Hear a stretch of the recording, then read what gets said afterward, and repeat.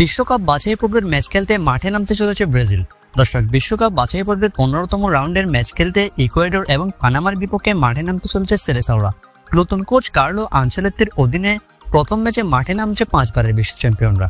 ইতিমধ্যে প্রাথমিকভাবে একটা স্কোয়াডের লিস্ট জমা দিয়েছেন কার্লো আনচেলত্তি। তবে ভক্ত সমর্থকদের মনে প্রশ্ন, 23 জনের ফাইনাল স্কোয়াডে কারা কারা থাকছে। দর্শক, এবার ব্রাজিলের বিভিন্ন সংবাদ মাধ্যম প্রকাশ করেছে 23 জনের ফাইনাল স্কোয়াডে কারা কারা থাকতে চলেছেন। চলুন এক নজরে দেখে নেওয়া যাক কারা কারা থাকবে ব্রাজিলের ফাইনাল স্কোয়াডে। দর্শক, গোলকিপার হিসেবে থাকবেন 3 জন, অ্যালিসন বেকার, এডারসন এবং লুকাস পেরি। সেন্টার ব্যাক হিসেবে দেখা যাবে মার্কুনিওস, আলেক্সান্দ্রো রিবেরা, মুরিলো এবং রেভালদোকে। তবে গ্যাব্রিয়েলকেও দেখা যাওয়ার সম্ভাবনা রয়েছে। ফুল ব্যাক হিসেবে যারা থাকবেন তারা হলেন Vanderson, Wesley, Caio Henrique, Augusto. এবং মিডফিল্ডার হিসেবে দলে জায়গা পেতে চলেছেন Casemiro, Bruno, Andreas Santos, Gerson, Neymar junior এবং কুনহা। অন্যদিকে ফরওয়ার্ড হিসেবে ফাইনাল স্কোয়াডে যারা যারা থাকবেন তারা হলেন Vinicius junior, Rodrygo, Raphinha, Antony, Joao Pedro, Richarlison.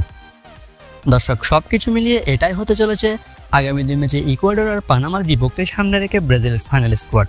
তবে কিছু কিছু পরিবর্তন আসতেও পারে। দর্শক, ডোরিভাল জুনিয়রকে বরখাস্ত করার পর থেকে এখনো পর্যন্ত কোনো ম্যাচ খেলেনি ব্রাজিল। এবার নতুন কোচ কার্লো আনচেলত্তির অধীনে প্রথম ম্যাচে মাঠে নামতে চলেছে 5 বারের বিশ্ব চ্যাম্পিয়নরা। প্রথম ম্যাচে ইকুয়েডর এবং পরবর্তী ম্যাচে পানামার মুখোমুখি ব্রাজিল। দর্শক, এই স্কোয়াডটি কেমন হয়েছে আর আপনার মতে ইকুয়েডর আর পানামাকে কি এই স্কোয়াড দিয়ে হারাতে পারবে ব্রাজিল? কমেন্ট করে অবশ্যই জানিয়ে দিন আপনার মতামত।